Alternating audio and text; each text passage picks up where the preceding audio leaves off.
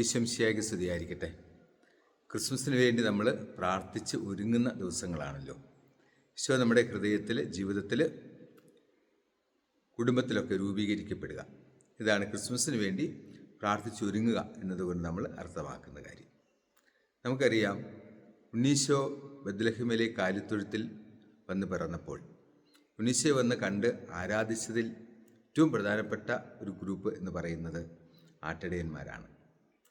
ആട്ടിടയന്മാരുടെ പ്രത്യേകത എന്താണ്?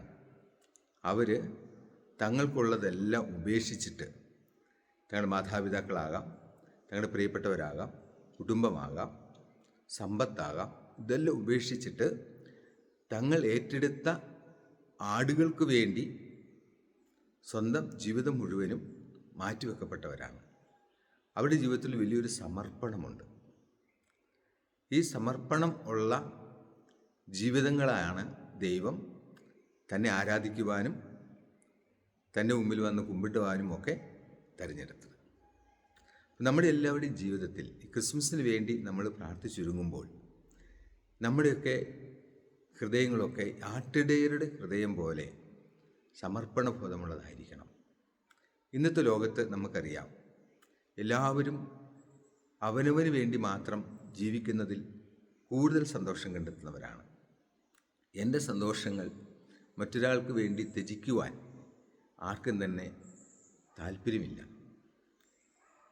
എൻ്റെ സുഖം, എൻ്റെ നേട്ടങ്ങൾ, എൻ്റെ മഹത്വം, എൻ്റെ കഴിവ്, എൻ്റെ സാധ്യതകൾ, ഇതൊക്കെ എനിക്ക് സ്വന്തമായിട്ടുള്ളതാണ്.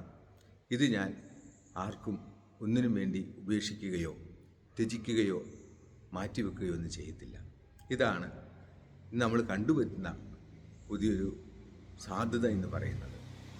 അവിടെയാണ് നമ്മുടെ എല്ലാ മനസ്സുകളിൽ ആട്ടിടയന്മാർ പുതിയ ബോധ്യങ്ങൾ തരുന്നത്. അവരുടേതായ സുഖങ്ങളും അവരുടേതായ സന്തോഷങ്ങളും അവരുടേതായ നേട്ടങ്ങളും അവരുടേതായ മഹിമകളുമൊക്കെ ഉപേക്ഷിച്ചിട്ട് തങ്ങൾ ഏൽപ്പിക്കപ്പെട്ട ആടുകൾക്ക് വേണ്ടി സ്വന്തം ജീവിതം സമർപ്പിച്ചവരാണ്.